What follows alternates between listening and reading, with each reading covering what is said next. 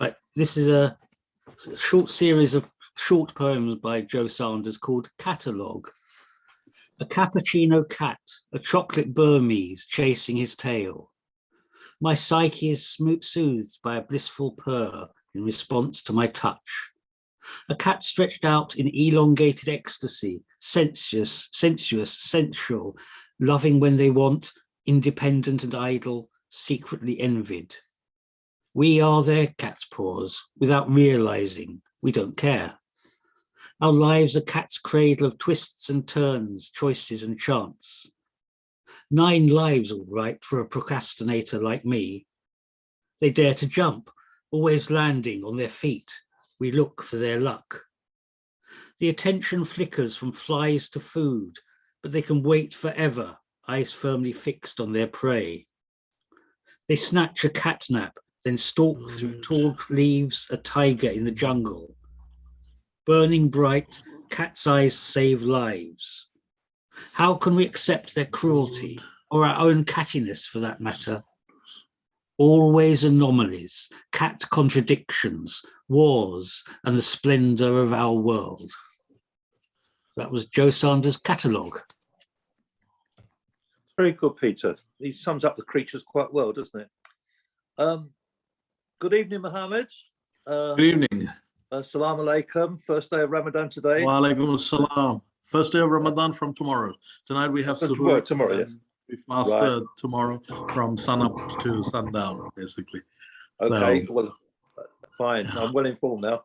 so it's going to be like 14, 15 hours without any food or drink. So that's quite a bit of, abstention, I suppose. It's not too bad when it's a bit early in the year, isn't it? When it comes in August, it's a bit painful. But we're headed towards smaller and smaller days now. The next year will be a smaller day, and good. So on. That sounds quite good to me. Good evening, Lorraine. Nice to see you. Hi. I had my booster yesterday. Are you sorry? Muesli. I don't know. Let's see.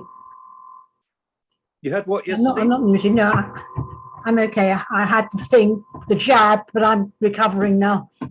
Oh, good. Okay. Yeah, the 4th one in Bromley. It was lovely, actually. Very nice doctor from Guy's and St Thomas, only the best. Absolutely, as you deserve, Lorraine.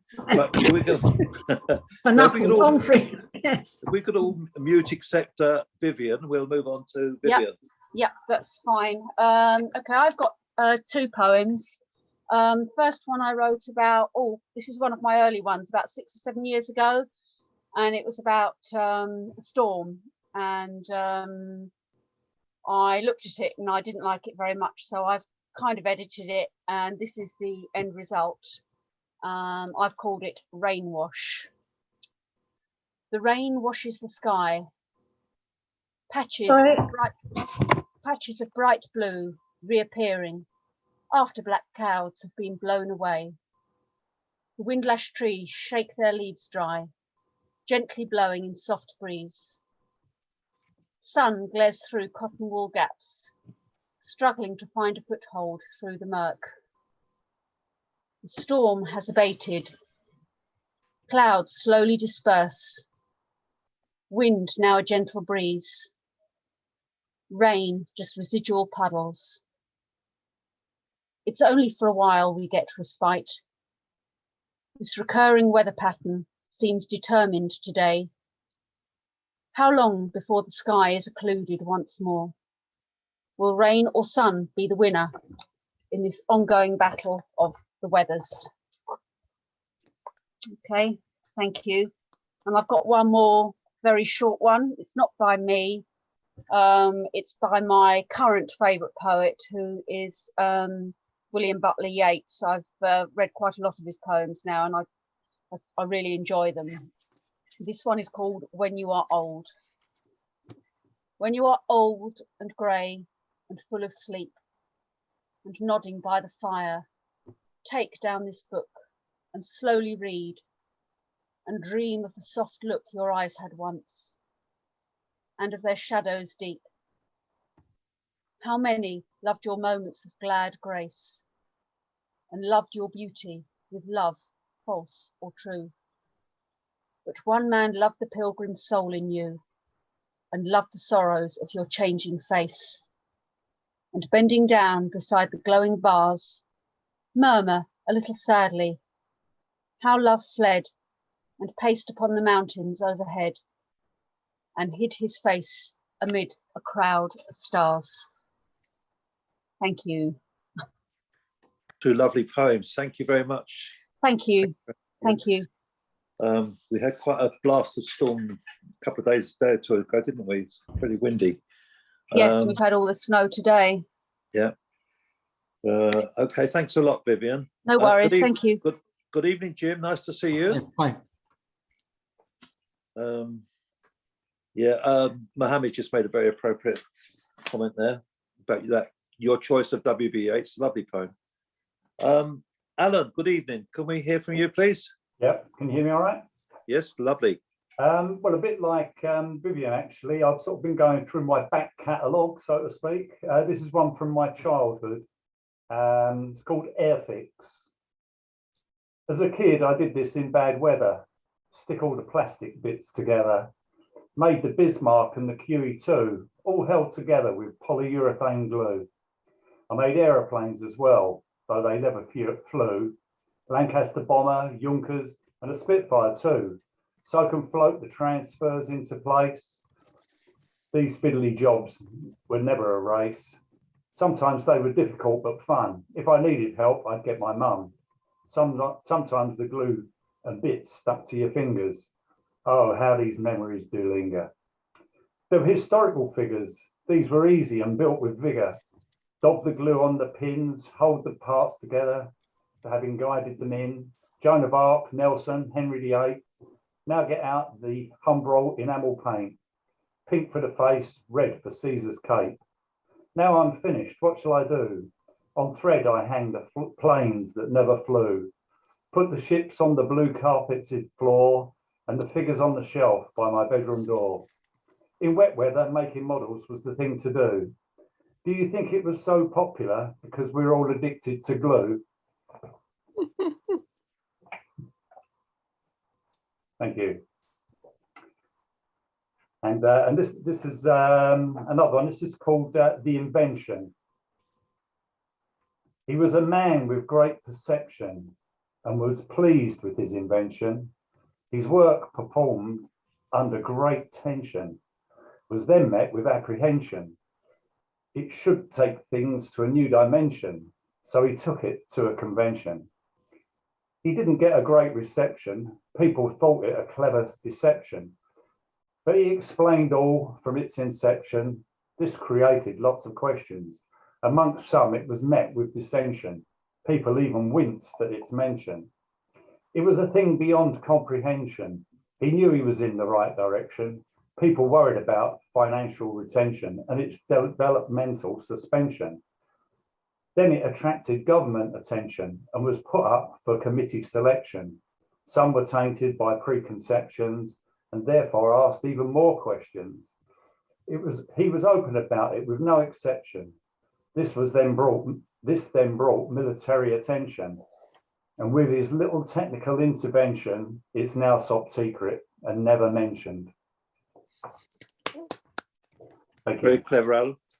Your first poem is not to be sniffed at either, so well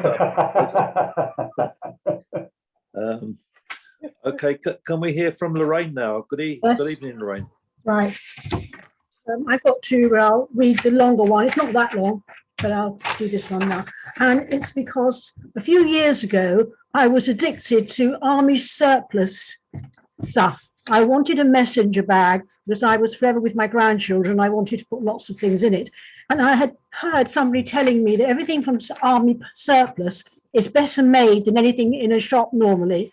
So, and suddenly out of the blue, I got them contacting me the other day. Do I want guns and God knows what? You know, I never wanted that in the first place. So I had to write a poem about it. I didn't think I was that aggressive, but anyhow, this is the poem about it. Oh, by the way, I based it on Passing Strangers, written by Mel Mitchell, sung by Sarah Vaughan and Billy Eckstein.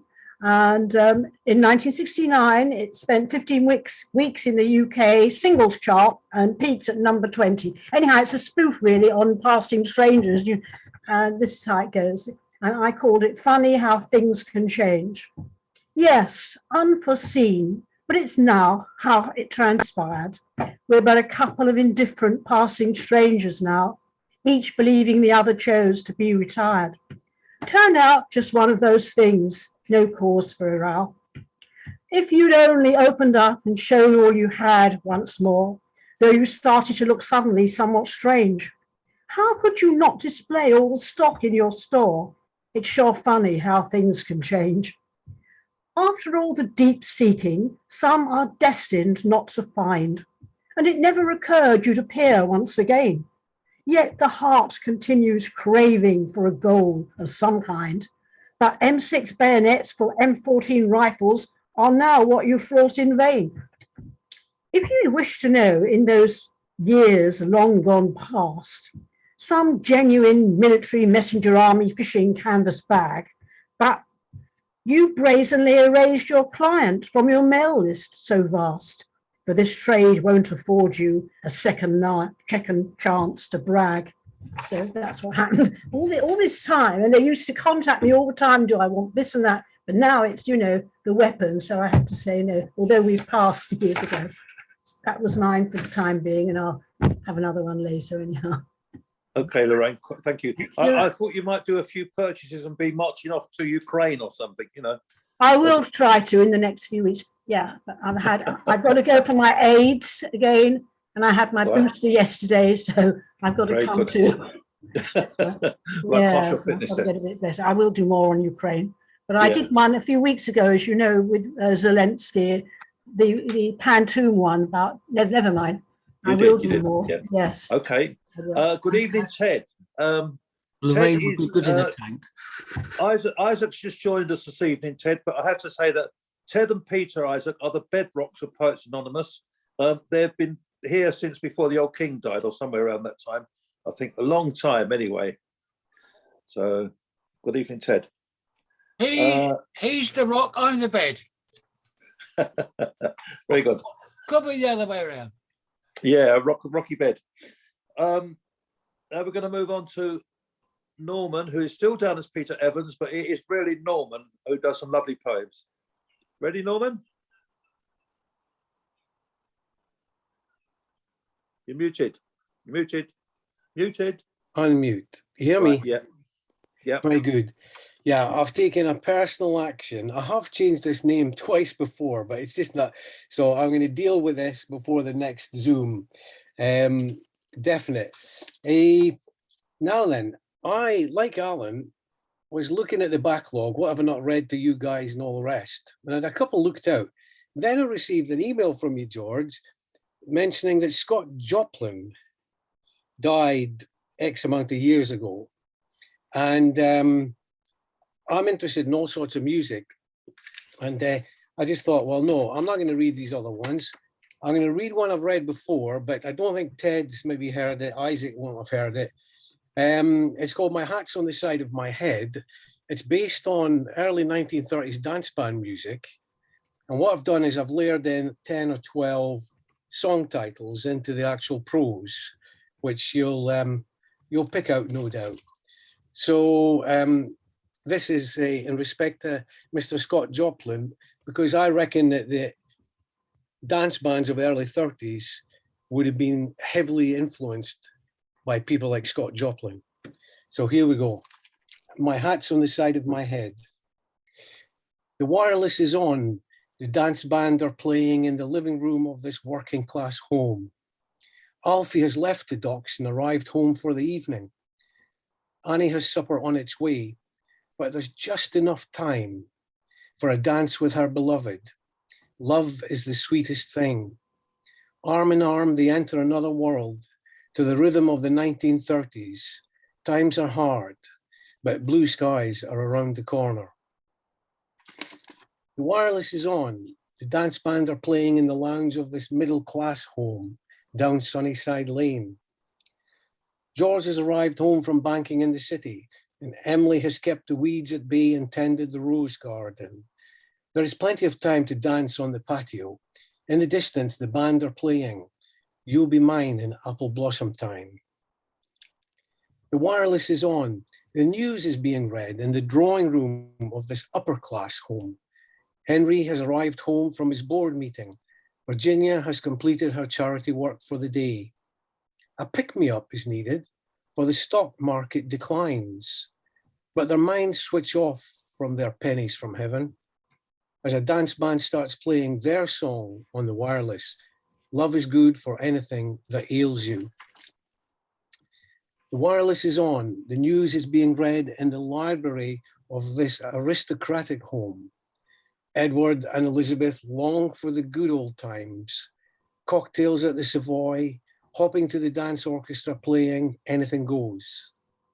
But their estate is on the decline. A theme park is planned. They pray that happy days are here again soon and that it's a lovely day tomorrow. And so the cycle of life goes round and round. The girls wash their hair on Friday night, then set off to cinema dates, their hearts in flight, where boy meets girl and falls head over heels, which leads him to sing on the bus homeward bound, my hat's on the side of my head.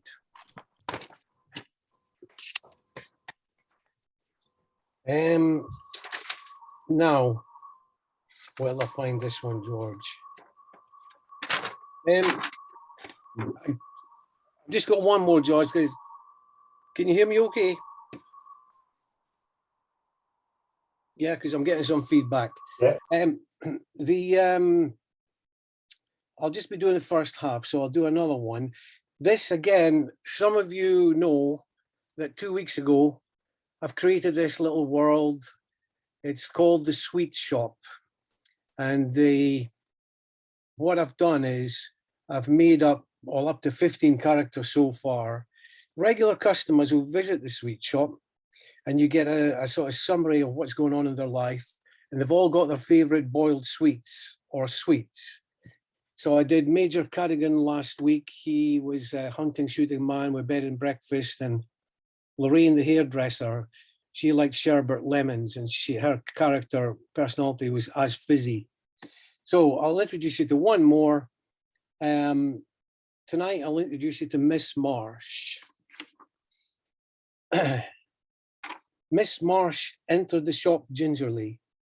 It was a cold day with a cloudless, crisp blue sky. She was well wrapped up in a thick maroon 3/4 length woolen coat, hand-knitted gloves, black suede boots with an ermine trim, and a patterned royal blue bobble hat that reminded you of a Wedgwood teapot. Miss Marsh was a spinster, an ex-teacher, well-read and articulate. She peeped through her spectacles like a character from a Beatrix Potter book. Today, she was heading for our bridge club and asked for 1/4 of your pink bonbons, please, which she would share around the card tables. She had taught me back in the day. I still had tucked away in one of my bookcases the prize-giving book she signed, recognizing my general excellence in her year. The book was named The Black Arrow. She loved to reminisce about the changing fashions and culture over the years. She was not a technophobe, but she believed the advances of technology during the past 20 years left a lot to be desired. In particular, she was concerned about the decrease in folks meeting up face-to-face for a coffee, lunch, or walk. Her 14-year-old fox terrier, Buster, had recently died. She was still grieving, but coming to terms with securing a new doggy companion. Miss Marsh lived in a 2-bedroom cottage in Honeysuckle Lane, the old but desirable part of town. Her favorite food was fish. Most weekends, she treated herself to kippers and buttered oat cakes for breakfast and smoked haddock topped with a peppered poached egg for supper. She bought her fish fresh from the fish van, who visited parts of town twice weekly. Despite supermarket competition, the fish man found his trips from his small coastal town 15 miles away worthwhile. His customers were loyal and would pay a slight premium to secure quality fresh fish and seafood. Welcome to my world. Very nice, very nice. I wonder if we're still, those song titles, it's amazing if we'll, you know, in 100 years' time, will we be talking about P. Diddy and Snoop Dogg? I don't think so somehow, you know. But each of those song titles brought back memories, and it was very well done, Norman. Thank you. Thank you, George. Yeah. Now, Jim, I kind of skipped over you. I'm sorry about that, Jim. Not a good thing to do is skipping over Jim. So I'll hear from you now. Yeah, these are two from my home background, which is well, a bit different. My father, the council house Zeus. No god is a hero to his eldest son. My father sits in front of a coal fire, and my mother, knowing her place in the greater scheme of things, kneels at his feet to unfasten his shoes. Next, of her own free will, mark you, she chooses to smooth out the wrinkles in his socks.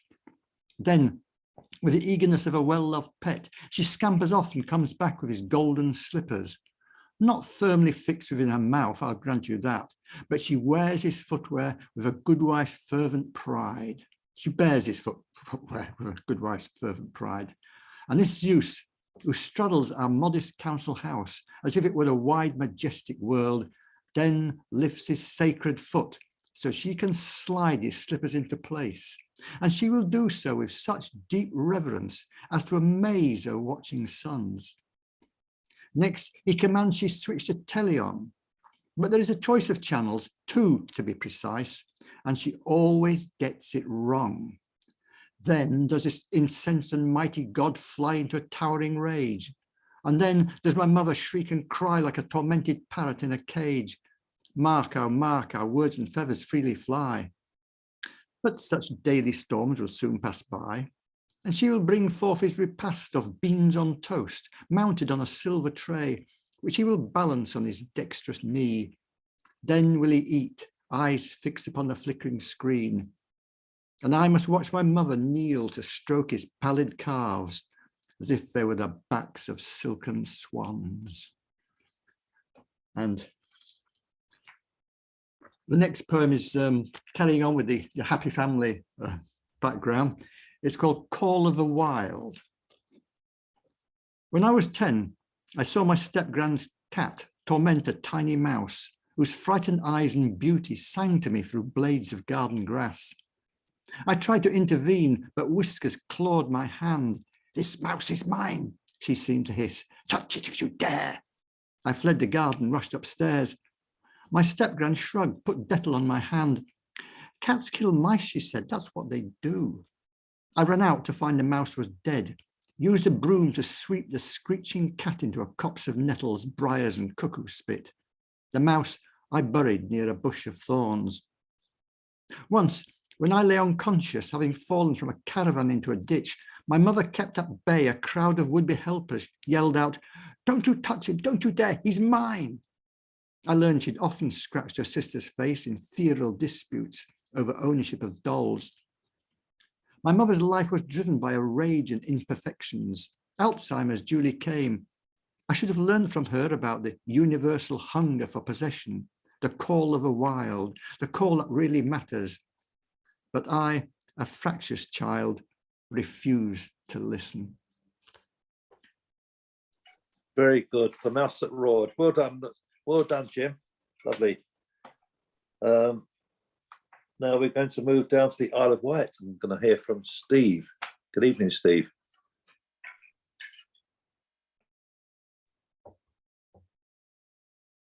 Can you hear me, George? Am I on? Yeah. Yeah, cool. Yeah, good evening, everyone. What I'd like to do is just read the first page or two of kind of book that I'm starting to write, which is a mixture of poetry and prose. So I'm going to read the title and the contents because the following kind of sections that follow need that. They're kind of actors on the stage, so to speak. So hopefully this will make sense anyway. Let's see. So Ovid Diddley, Steve Rushton, a mixture of poetry and prose with both exchanging traditional duties. Contents: Part 1, Can I Say? Part 2, Manifesto. Part 3, OD. Part 4, Illustrations. Part 1, Can I Say? I could say if Manifesto is thesis and OD antithesis, then Ovid Diddley is synthesis with prose a reaction against verse, and the whole both reconciliation and way forward. Illustrations a guidable like spectacle hanging over proceedings. I could say that instead of dialectic, there's dichotomy between disparate voices speaking into the void, yet able to hear each other, altering what's said and twisting the memory of what's been said. So the voices so different with different songs to sing end up similar, born of osmosis perhaps. I could say illustrations aren't really illustrations, as original paintings were completed long before this book began, but photographed recently and manipulated, they had sounds of disparate voices ringing in their ears. I could say we have these actors on stage waiting for an audience. I could say these actors have characters, illustrations, if we call them that, add gravitas, with obscure demeanors and layers of hidden depth. Manifesto has jokes delivered in mostly brief blasts, though like OD there is the odd soliloquy. Lower orders speak prose, with upper echelons versifying in plays, prose gaining weight in the 19th century, the novel to blame for that. I could say that although there's no judging of character by form, differences are significant, a sort of class divide. Is the book a parent embracing an odd family over Sunday lunch? Or are we all Sunday lunch, the wine, soup, main course, sweet, and literary digestif? And who am I, a butler perhaps, keeping everything moving, making sure all is in its right place? Or narrator, voice over, like the original cut of Blade Runner? The observer, illustrations can double as that, being visual. And can I say this poem is part of a new wave, and the foremost critic, Walter Benjamin-like, has made a tiger's leap into the thicket of the past, seeking the grand scheme of things as well as its fine detail. And this all seems minor, aesthetics not fully developed, voices shrill and nuanced, the message once found bludgeoning an audience. But can I say it may yet be the one-hit wonder that gets played from time to time, as much for zeitgeist or anticipation of, than the lateness yet restrained attacks on convention? And can I say historical perspective is not a plaything to be mustered whenever lack of articulation beckons? And can I say it's playing with cultural fire, although of matchstick dimensions? And can I say that trumpeting one's work conjures forth images of battlefields strewn with dead poets and their advocates? And can I say that nonetheless, with the occasional forays into the long game, we all get stuck in the mud, Wellington boots, no protection against passivity of ahistorical confusion? And can I say illustrations are too abstract expressionists for my liking, harkening back to some pre-postmodern time when artists foolishly believed in something, anything apart from their own sense of irony, painting, or integrity, poetry? So different in trajectory, these disciplines, if only they met for a drink sometime. And can I say the land of absurdity is littered with used food wrappers, empty beer cans and bottles of wine, and the faint aroma of overextended egos? And can I say, referencing a phrase in film so dreadfully adapted by a media-obsessed experience like consumer culture to be ridiculous if it wasn't so tragic, that unlike napalm, the smell of overextended egos in the morning, as long as one wasn't witness to the barrage of invective emanating from the previous night, I was in the kitchen when it happened, can be quite pleasant, a stimulus to further activity. Thank you. Thank Love you, that. Steve. Yeah, I love that. I can almost, I don't know if you write your poems down on the shingle beach in the Isle of Wight, because I can almost hear the waves, the the sea running in over the pebbles and running out again, Steve. I love the kind of rhythmic quality, and you just bombard us with ideas as well. Thank you. Yeah, telling it how it is. Yeah. Now we're going to move on to Isaac. Good evening, Isaac. I think you've picked up the zeitgeist of the Poets Anonymous, so away you go. Right. Okay. 1 second.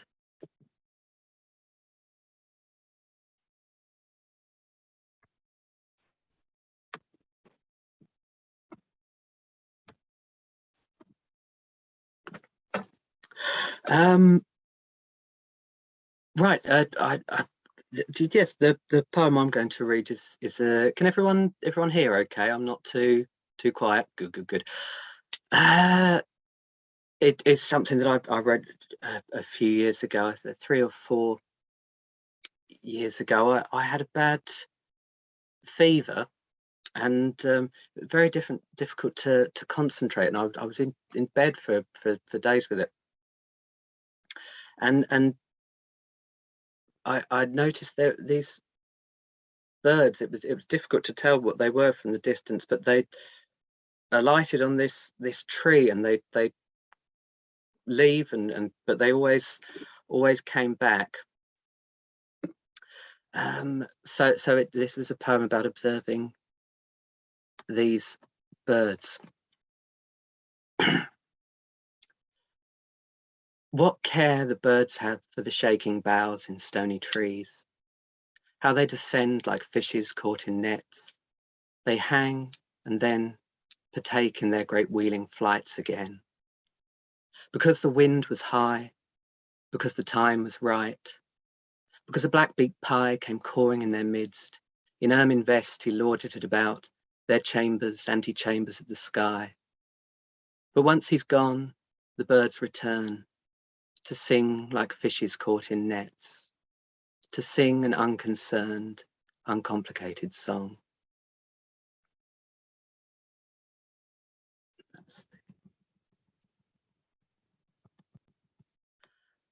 That's beautiful, Isaac. Beautiful. Thank you. Thank you. Wonderful, lovely poem. I've got another, if that's. Yes, please. Yeah. Yes, please. Okay. We're all gagging for another one, please. Okay. So this is a poem of roughly the same vintage, but this is a response to Edgar Degas' poem, painting. I think it's in the Tate, Britain. Do go and look it up. I'm sure it's on. You can find it on Google. It's a beautiful painting called La Coiffure, circa 1896. Both, though so detached, held in the sway and wave. Red is the hair that sways and waves. Red is the curtain crumpled. Red is the room that flames and fades, and red her flowing mantle. Heat brought the colour to her cheek, and sweat to glisten on her brow, narrowed every feature to a streak, the grease paint eyebrows of a clown. But though that manly maid holds fire resolutely in her hand, her dress displays audaciously a single blade of olive green. Immense, the figures rise like gin, and on the dresser in between, a hairbrush, grand, precipitous, casts the only shadow seen. You are good, Isaac. You've got to stick with us. I think I can see the general acclaim going around all the little images I see in front of me. Well done. Thank you. Thank you. Lovely. Wonderful. And now we're going to move to Mohammed, who otherwise known as Boris Johnson sometimes. Yes. Hello, everyone. And Boris will be here for the third poem. And so I think we have to wait a little while before His Highness can actually honor us with his presence. But anyway, let us start with birds that fly south. Them birds leaving the trees, me humming, following any of those birds. Lit light, someone's window. Alighting, I breathe free. Having flown south, I live life again. Now here, now leaving for the south. Every song of our breaths brings gemstones. Thank you. And my second poem is about the Ukraine conflict. Good dead Russo soldiers, they deserve death. It's good that they died. The more they do, the better it will be. Sad hands swayed by death go to mend graves, their useful pastime. Some say Russos should live, even if they're scum soldiers. I guess they like military uniform.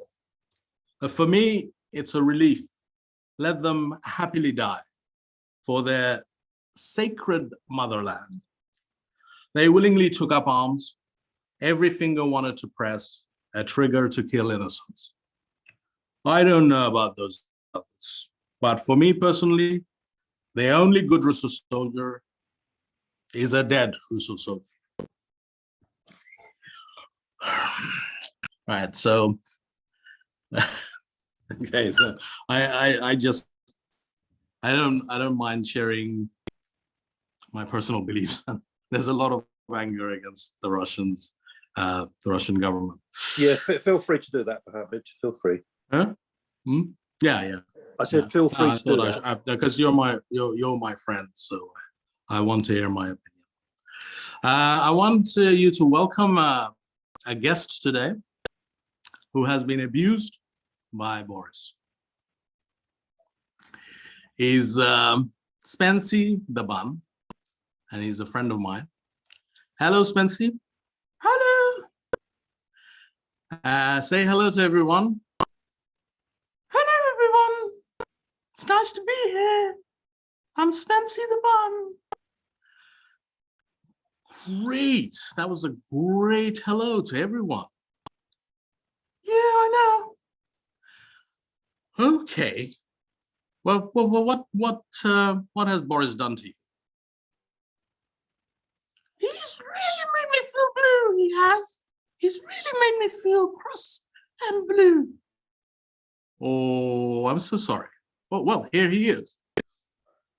I take full responsibility for the abuse, or so-called abuse. No, go away.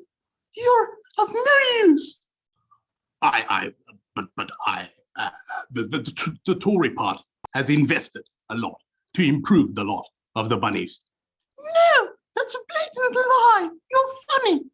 I simply must say that I will take necessary steps, and in the next 10 years we will see some sort of positive change.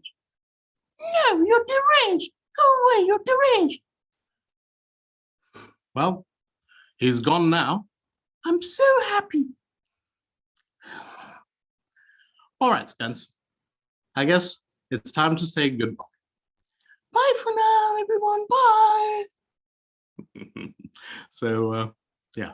So that was Spence and I countering the terror of Boris. Nice duet, Mohammed. Nice duet. Thank you. You know, your little rabbit isn't the only one who can rabbit on a bit, is it, with Boris? So there you go. But, anyway, thank you very much for that. Very interesting as usual and topical. You're welcome. Yeah. Thank you. We're going to move to Anthony now. Good evening, Anthony. Good evening. Can you hear me? Can you hear me? Yeah. Yeah. Yeah, that's Here's fine, Anthony. Coming through loud and clear. Here's a poem. As I sit at my table, I am struck for imagery. Starlings migrating eastwards, or Achilles and potatoes for my prosaic garden. Perpetually waiting for rain, dancing in the street, followed by Martha and the Vandellas, incanting the spirit of a past and all our lost heroes on the last cloud home, going to Viadas to escape. And this one is called Daffodils. She stole daffodils from park benches and cemeteries. She told herself that she was no monster, but a light-hearted missus, just after a glimpse of the next world. Besides turning to serenity, she lied to herself, cherishing her own conscientiousness. And then I've got another poem.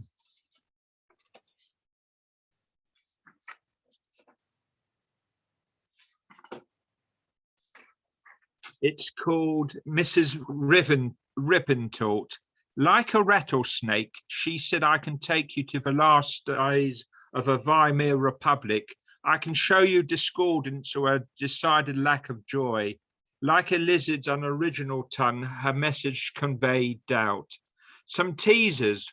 What comes down faster? A pound of feathers or lead? And can you tell the wood from the trees?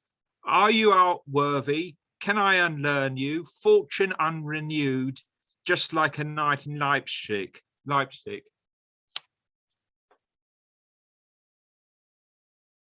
Thanks very much, Anthony. Thank you. Thank you. Lovely. George, I got your book, I did. Oh, yeah, well done. I wonder why I keep getting these little checks from Lulu. Wonderful, thank you. Thank That's you. very good. Now we're going to move on to Ted.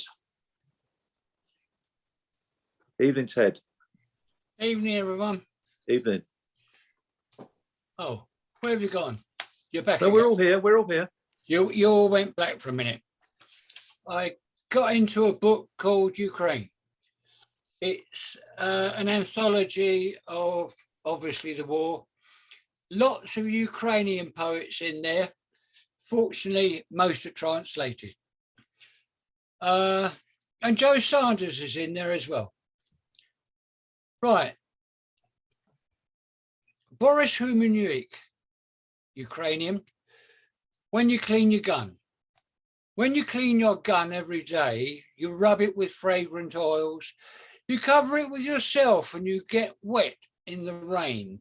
You rewind it like a little baby, though you haven't changed your baby yet. You're only 19 years old and not a child or wife. You come to terms with it, with your weapon, and become one whole. When you dig the ground, when you dig a ditch or trench every day, you dig up this road and hateful land by handfuls. Every second handful is poured into your soul. Your teeth are creaking, you're breaking your nails on her. However, you do not and you will never have another. You enter it as if you were in your mother's womb. You feel warm and cozy in it. Before you ever felt so close to her as you do now, and you become one whole when you shoot, even if it's a night fight and you can't see the enemy's face, even if the night hides him from you as much as him from him, and it hugs each of you as if you were hers. You smell like dust, your hands, face, hair, clothes, shoes. No matter how long you don't wash, they smell like dust. They smell like war. You smell like war. You become one whole with war. And that is from a man who's obviously there waiting to be shot at.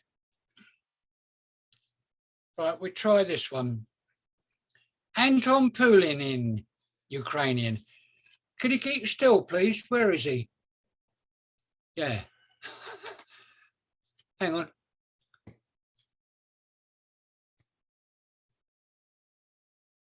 I can't find him. He keeps wiggling.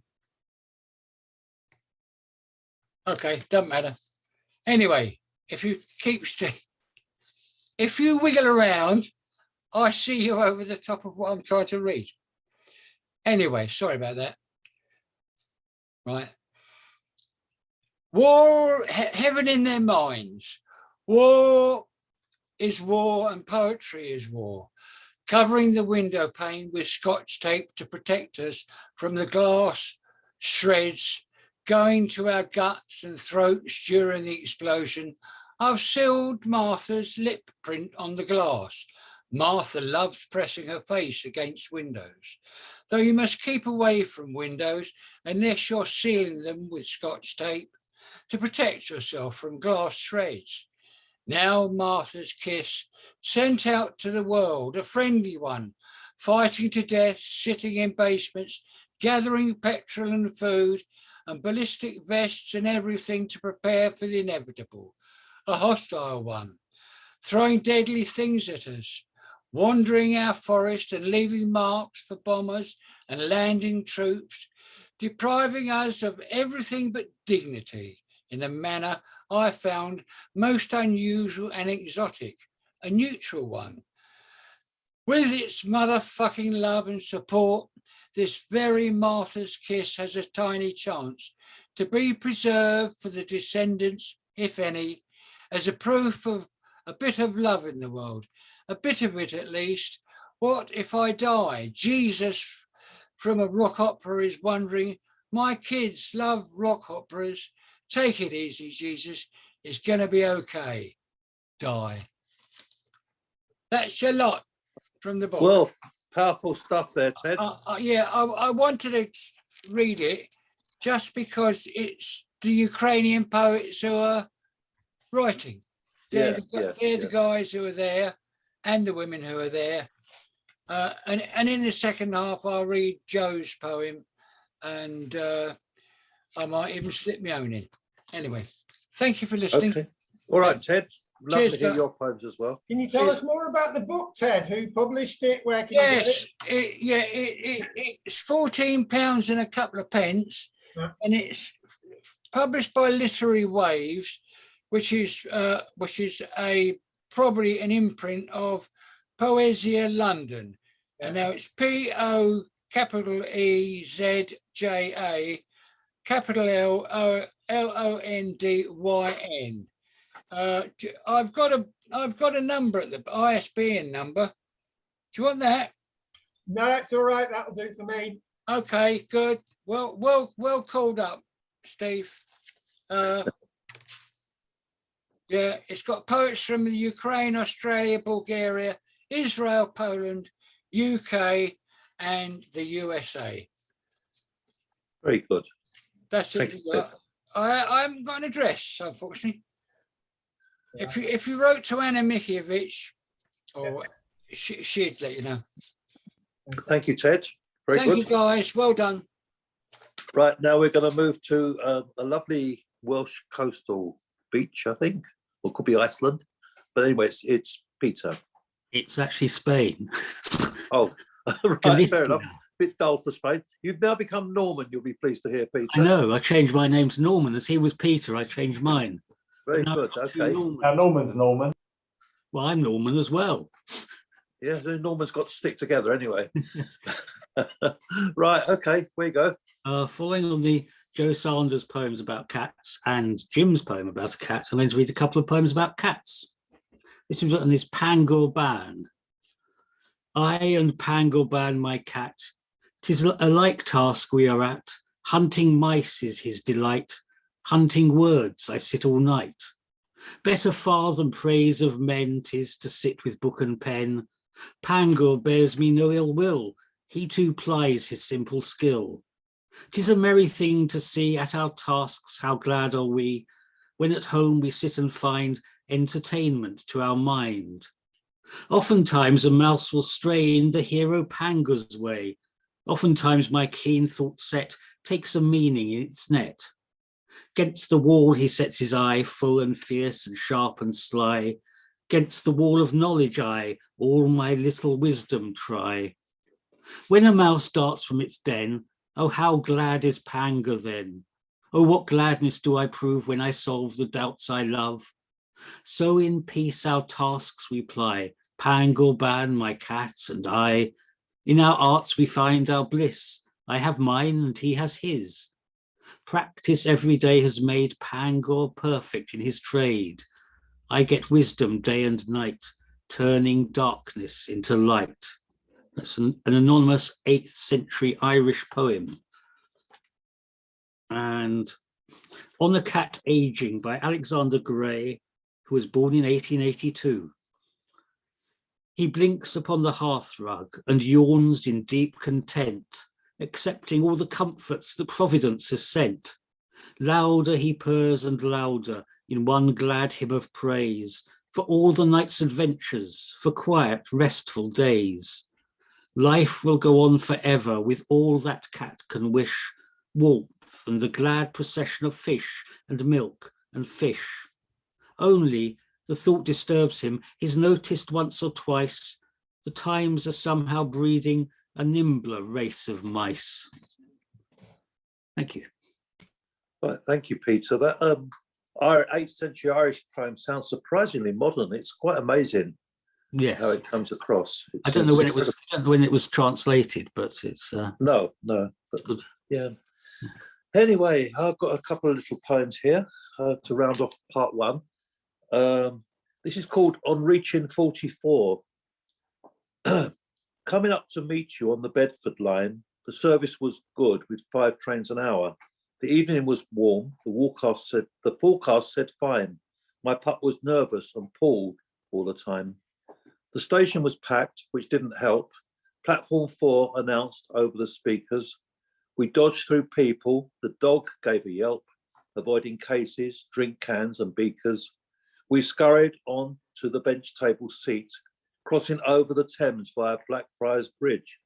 The dog sat safe and secure by my feet. At Euston, thinking, my brows in a ridge, where did those years go? They won't come again, as my daughter stepped down from the Glasgow train. There we go. That was going up to meet her. This is my attempt at kind of Bob Dylan type lyrics. It's not very successful because I can't speak with an American accent, but it's called In the Last Chance Saloon. I just thought it sounded sort of Dylan-esque, really. The gracious hunchback sitting in the bar dealt out the cards to the fat-faced czar.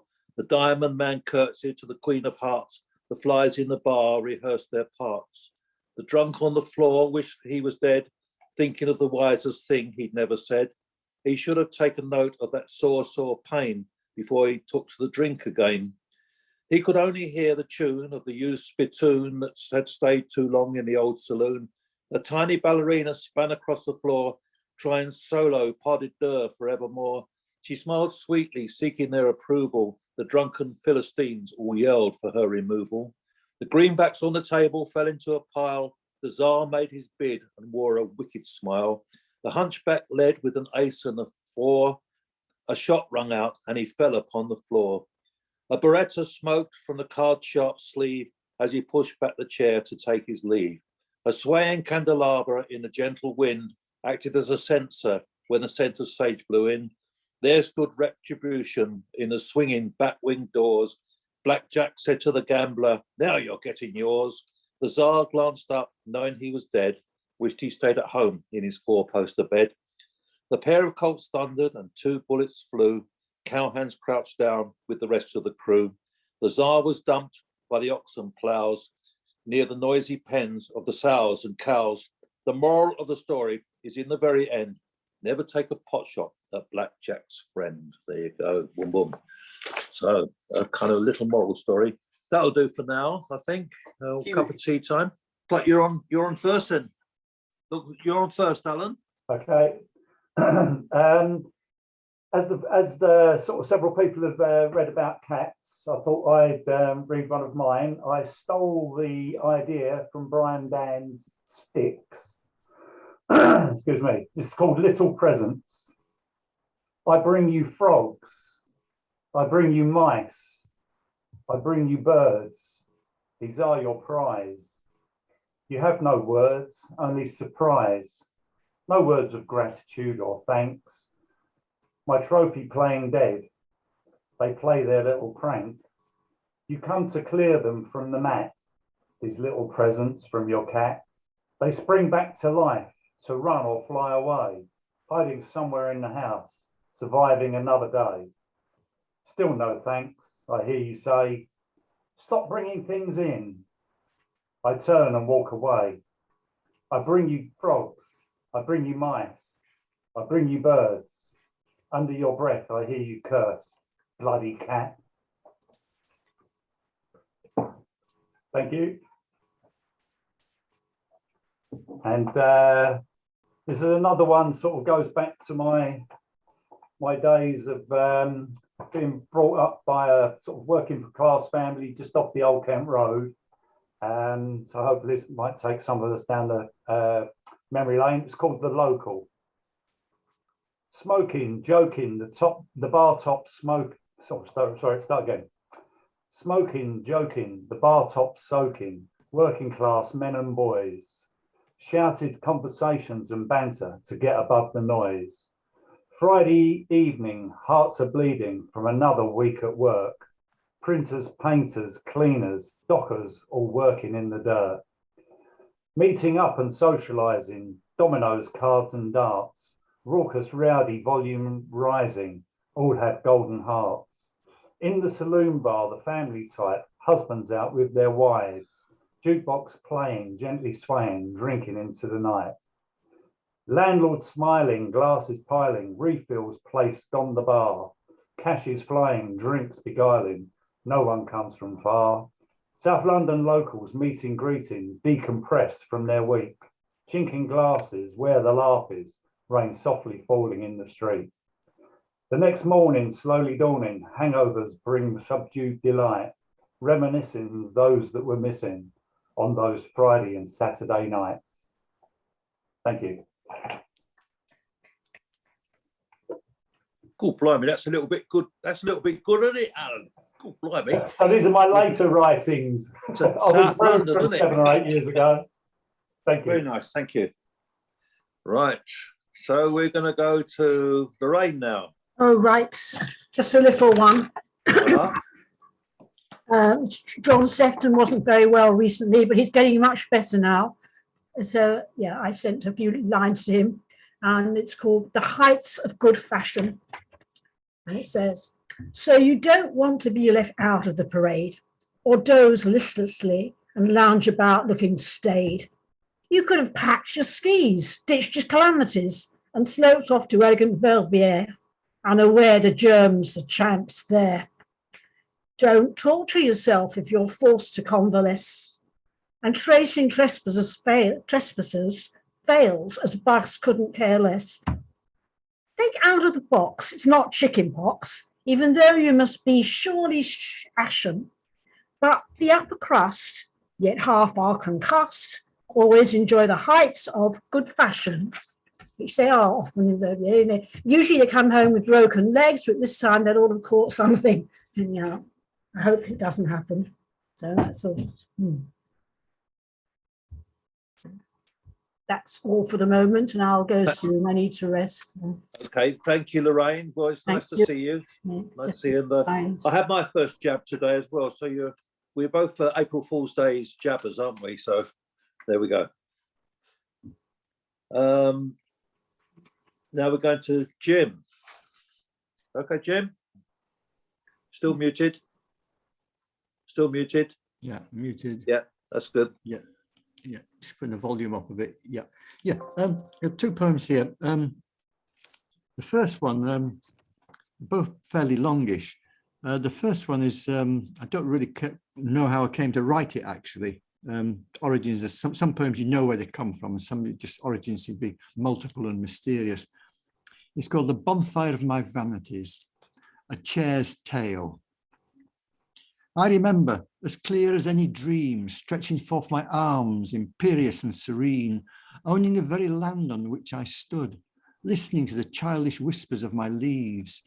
But then, at the height of my grace, there came a sudden chainsaw death, the desecration of my roots, the rearrangement of my wooden bones in a mocking resurrection as a kitchen chair. But I served my master well. A decade passed, he wed. In times there came a purgatory of kicks, the near abuse of children's rowdy games, 2 adult voices fanning flames of hate. More decades passed. His wife and children left. Alone, he faced the window, watched the swaying trees, talked about the unity of branches, trunks and leaves. But then one day I felt my owner's shocked demise. The gnarled abrasive hands, the scoring nails, the clutch at life, the fall, which sent me crashing to the floor. Since that time I've glimpsed his flung ashes rise, seeking access to the garden and the sky, a fate I'm duty bound to share. This very night, in fact, his wife and grown-up children have agreed I'll be recycled on a pyre, where I will break and scatter arms and seat and legs and back. I will be legion. I'll spit and crack with spiteful rage. My ashes free to circulate will rise and drift amongst the branches, touched for disbelieving leaves. And I will taunt them, whispering, my artless brethren, do not be so free. I too, like you, was once a tree. And the second poem is actually based on reality. I was on holiday in Italy and went to Florence, and there's a art academy or a museum or whatever, and they were looking at the Michelangelo's Pieta, which is quite boring actually, and they suddenly just turned around and there's this creature staring at me just about a couple of feet away. I thought, what? And it was the Magdalene, and it's quite, you know, it's quite a very impressive statue actually. So this is about that. Florence, 1973, the Pieta by Michelangelo, not his best. He tried to smash it in a rage, but the tourists only seek his name, hence the ropes to keep the multitudes at bay. But I find this unfinished Pieta elicits only my distaste. The conquest of a dying god is a hubris I affect to despise. Yet I'm trapped in the Icarus flight of a sculptor's soaring pride. Then, as I turn to leave, I see a woman, sinews cut to the bone, skeletal and beseeching for a life gone by. Donatello's masterpiece in wood, the Magdalene, has caught my eye. I have sinned, the woman seems to cry. I blink. No ropes are needed here. Her aura will suffice. Touch this work of art, your arms ripped off as demons carrying out the will of Christ. The woman reaches out to me in mute appeal, and so it is I feel the vicious root of pity gnawing rodent-like upon the starveling flesh of someone else. The lone attendants half asleep, might I now reach out and towards this woman's face taint the chin with a blasphemous kiss, trace my name upon her neck, so faint no human eye could ever see? I grip my teeth, stumble down into a sunlit street. Some 50 years later, I'm still stumbling as I journey by internet like the all-seeing and eager parvenu that everyone's become. The statue is protected now, a source of wealth. Commentaries abound on the Noli Me Tangere, don't touch me or whatever, is strictly enforced. I feel an opportunity missed. Had I dared, I could have touched, I could have kissed. Yeah, I've often thought about that. I just felt, yeah, I could have touched that. It's such a remarkable statue. It's made in wood, and if you just look at it on the internet, it's just like really quite fantastic. Anyhow, that's it. Right. Thanks a lot. Terrific, that, Jim. I bet your first character met a lot of arses in their life. My dog's hammering at the door. Won't be a second. Come on. In.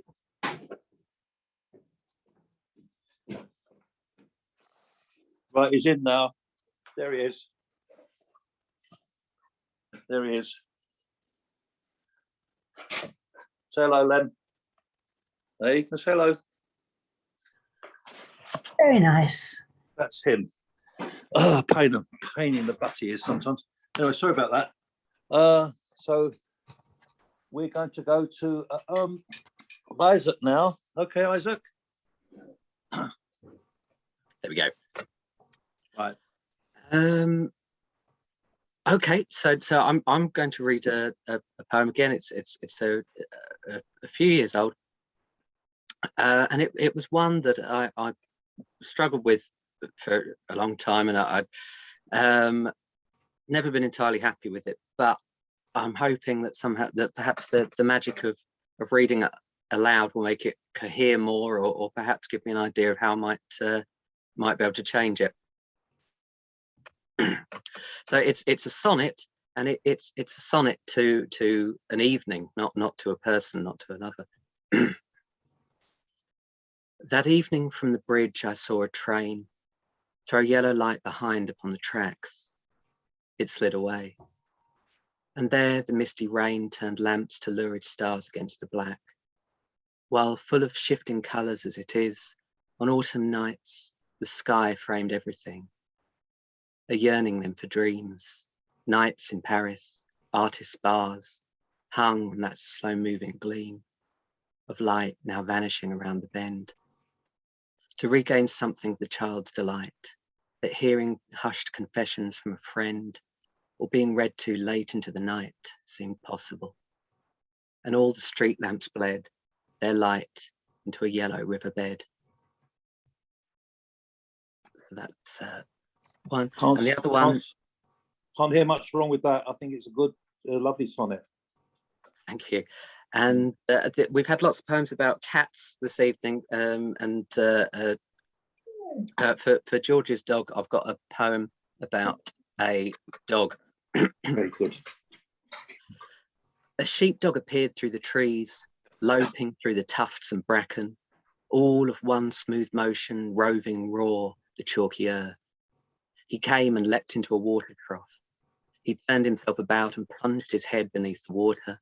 Opening his mouth, he rose and lapped the water running off his snout, and out he leapt. His haunches shook, quite of their own accord, a part of his decisive motion back toward his owner's disembodied voice. That's that one. That's rather lovely. Thank you very much. Lovely. Lovely poems tonight. Now we're going to move to Mohammed. Hello again. Hi. Yes. So this I wrote for an aunt of mine, an auntie, and I dedicated this little verse to her, wrote it in the greetings card, Mother's Day. Gladness marks a day for moms. Flowers and music arrive with charms, soul searching and a quest for light, with smiles and joys ever so bright.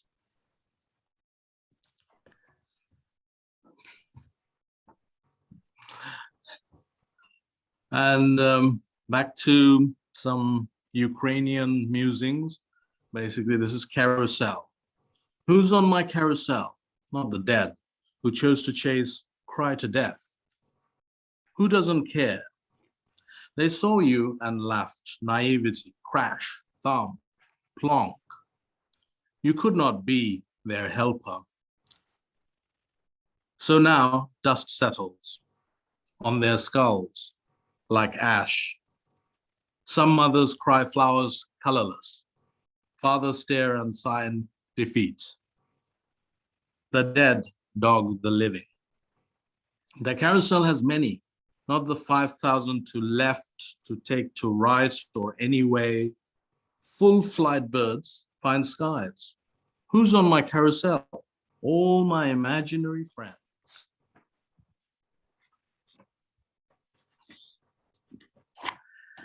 Okay, and I'll finish off with an April 1 poem. Read me out loud poem of the day. So April, this is for April 1. It's called This Little Poem by Ian Macmillan. This little poem has 5 lines and 5 words in every line. I wrote it out 5 times between 5 o'clock and 9:05, using 5 different pencils every time. And this little poem tells lies. April Fool, all the lines, add up to 6. And there are 6 words to a poem, not 5. So April Fool. Ian Macmillan.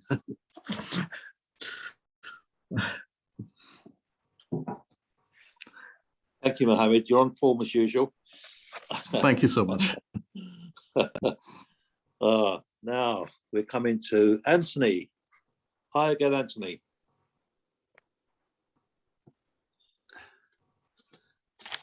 This is called Caught in November. Okay. Troubadours sing their hearts out, surround me evermore. Spirits caught in castled ruins. Fragapini wait to bark, to hark. Puppy dogs with sheepish eyes lost in the dark. Happy as Larry in Lancashire fairs, Dragon's Tooth flowering late, Ordinaries dressed in knitman toffs starts to fade.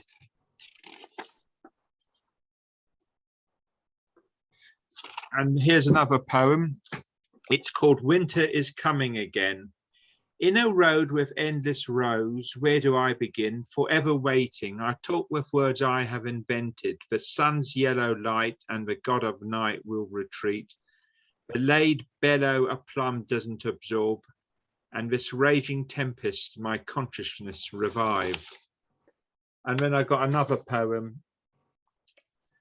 Clusters of heaped leaves lodge against sunset's orange hue, turning toward autumn's fair. I sense this a time of cleansing, a shroud without a name descends, taking only sparks to ignite an epiphany. Argus, you are a cove with an arcane must, whose manifest dusts rotted boughs, an ecosystem to replicate considered hope. Thanks, Anthony. There's a lot in that last poem, wasn't there? My goodness me. Thank you. Lovely. Thank you. Now we're going to move to my old mate Ted, who's going to unmute himself and then give us some pearls from his own pen, I hope. Unmute, Ted. That's it. I'm unmuted, aren't I? Yes, you are. Yeah, good, great. So I was just trying to find a poem by a Ukrainian woman, but I can't yet. I shall try. I'll give you Joe Sanders. Can never find one when you want one, Ted. Yeah, story of my life. Right, here we go. With your permission, Joe.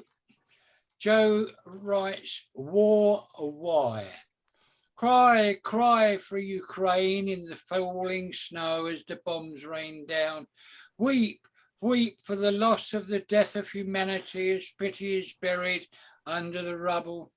Praise wonder at the Ukrainian spirit, families holding their lives together, the heroism of an extraordinary people. The heroism of an extraordinary people, families holding their lives together. Praise, wonder for the Ukrainian spirit. As pity is buried under the rubble, the death of humanity, weep, weep for the loss as the bombs rain down in the falling snow. Cry, cry for Ukraine. That was an appropriate sentiment, I think. Yeah. Now let me find a Ukrainian poet lady. Well, I've never read before. There we go. I could read you one in Ukrainian, but I can't read you one in Ukrainian. Right, nor can I read you one in Bulgarian. Okay, I don't know what this is going to be like, but it's Olga Bragina, Ukraine. We live in a bedroom district where the war came in a bedroom district from which we never managed to come anywhere in time, the perpetual traffic jams when it was equipped with shops for hipsters, cafes, Filmula, film studio, when then the war came to us. We knew the war due to the concerts near the Ark of the Nations friendship, due to the films on May 9th. My mother said it will be forgotten as soon as the war of 1812 was forgotten. My mother said there was rousing for peaceful skies. Then they began to say what a peplum was crying out. Okay, give a rest for this rousing peaceful sky. We live in a bedroom district where the war came. We didn't even sleep. We can't eat. We are sick. Then when Swallow now, I think, in that unique situation was Odavestovere. In such situation, she wrote a ballad of crushed glass, and we write what we see now online: burning houses, spies, disguised, captured history takes place here and now. Right, there you go. Olga Bragina. Very good, Ted. Yeah. I wonder who translated that, because I wonder if what she was really saying, we live in a dormitory town. She might have been. There often so much gets lost in translations. Yeah. I think one time there was a guy at Poets Anonymous who got his poem translated from English into something else, and then let me say it was French, then from French into German, then from German into Russian, and it came back in English from wherever it ended up as being absolutely nothing like the poem he wrote. Used to call that Chinese whispers, didn't they? Yes, yeah. Okay, right. Now, are you done? Have you got any of your gems? You got any of your stuff? Yeah, my little gem. I had a painting accepted into this as well. Right. Right. Where have you gone? Come back. Right. Mine's the beginning. The still blanket casts its red shadow, shrouding the ragged line of bodies escaping to a hopeful freedom. Refugees in their own country, some driving until the petrol is gone or engines break down from the eternal waiting for the road to clear. Others walking on soulless shoes, carrying only shopping bags, crammed with small but sacred possessions, soulful hearts leading them forwards. Babies swaddled in soft linen and parents' jackets. Some invent games and quizzes to occupy their children and join in the Ukrainian national anthem. The spirit of war cannot defeat the spirit of humanity. The imperial rainfall of sickles hammers the ground, destroying deserted buildings, and the red steel blanket follows the hunched shoulders and the sea of woolen hats silhouette against the ashen red sky. There we go. I quite like that one. It is lovely sort of imagery of Mariupol. Yeah. Well, as I say, it's the beginning. And see, the difference between us writing and them writing, they're there feeling it and smelling it and breathing it and not eating. And we're just working off of newscasts and comment. Yeah. And it will make a big difference. It validates their poems that much more, I think. Anyway, okay, thanks, Ted. Okay, thank you for listening. Well, it's lovely, thank you. Peter, have you got anything for us? Oh yes, again, something different to that. I'm going to read a poem by John Donne and then a poem about it by Billy Collins. So the John Donne is The Sun Rising. Busy old fool, unruly sun, why dost thou thus through windows and through curtains call on us? Must to thy motions lovers' seasons run? Saucy pedantic wretch, go chide late schoolboys and sour prentices. Go tell court's huntsmen that the king will ride. Call country ants to harvest offices. Love, all alike, no season knows, nor clime, nor hours, days, months, which are the rags of time. Thy beams, so reverend and strong, why shouldst thou think I could eclipse and cloud them with a wink, and that I would not lose her sight so long? If her eyes have not blinded thine, look, and tomorrow late tell me whether both the Indias of spice and mine be where thou left'st them, or lie here with me. Ask for those kings whom thou saw yesterday, and thou shalt hear, all here in one bed lay. She is all states, and all princes I, nothing else is. Princes do but play us, Compared to this, all honours mimic, all wealth alchemy. Thou sun art half as happy as we, in that the world's contracted thus. Thine age asks ease, and since thy duties be to warm the world, that's done in warming us. Shine here to us, and thou art everywhere.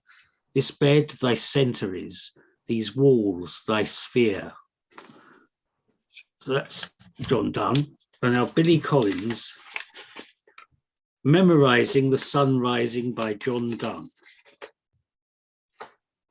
Every reader loves the way he tells off the sun, shouting, busy old fool, into the English skies, even though they were likely cloudy on that 17th century morning. And it's a pleasure to spend this sunny day pacing the carpet and repeating the words, feeling the syllables lock into rows, until I can stand and declare the book held closed by my side, that hours, days and months are but the rags of time. But after a few steps into stanza 2, wherein the sun is blinded by his mistress' eyes, I can feel the first one begin to fade like sky-written letters on a windy day. And by the time I've taken in the third, the second is likewise gone, a blown-out candle now, a wavering line of acrid smoke. So it's not until I leave the house and walk 3 times around this hidden lake that the poem begins to show any interest in walking by my side. Then after my circling, better than the courteous dominion of her being all states and him all princes, better than love's power to shrink the wide world to the size of a bedchamber, and better even than the compression of all that into the rooms of these 3 stanzas, is how, after hours stepping up and down the poem, testing the plank of every line, it goes with me now, contracted into a little spot within. That's Billy Collins. Lovely poem. Yeah, it's very good. Wow. Billy Thank Collins. you, Peter. He's It's excellent. only a genius, isn't he? Yeah, absolutely. Don't get too many of them. No. Well, here's a non-genius having a poem now, so I'll just round it off. This is called A Dream Worth Having, and the subtitle is a quote from the Peace Pledge Union, which is, war is a crime against humanity. I renounce war, and I'm therefore determined not to support any kind of war. I am also determined to work for the removal of all causes of war. Okay, that's the quote underneath the poem. So it's a dream worth having. Let's invent some weapons of peace. Fill grenades with apple blossom. Make bullets of Turkish delight. And the only gas will be laughing gas. So we'd laugh into the night. Let's invent some weapons of peace. Mines in the road made of licorice. Knives would be of balsa wood. Drones fashioned from sherbet saucers. To just give hiccups would be good. Let's invent some weapons of peace. Declare all other types illegal. We might just permit gobstopper stones, chocolate bombs and cola gas warfare. Bomb shelters become candy floss homes. Let's invent some weapons of peace. Put the best minds to work, none to shirk. Are my suggestions so terribly mad? Just look at the money invested in death. Don't you feel incredibly sad? That's it. Right, and this is a pantoum. It's called Misdeeds. Sudden death rains down from a clear blue sky. Hospitals collapse in a mighty boom. On hearing of this, we can only cry. Raise your eyes up and ask, for God's sake, why? Does life mean so little right from the womb? Sudden death rains down from a clear blue sky. When bombs are invented to drop from on high, walls to heal sickness turn into a tomb. On hearing of this, we can only cry. What is the purpose? Why must people die? Who decides others should meet with their doom? Sudden death rains down from a clear blue sky. And tears of compassion have all run dry. Only pure hatred is given some room. On hearing of this, we can only cry. When a leader can't stop and won't even try, all illusions of peace die out too soon. Sudden death rains down from the clear blue sky. On hearing of this, we can only cry. So there we are. That's it, folks, I think, for the evening. We can all unmute now. That's good. Going Well,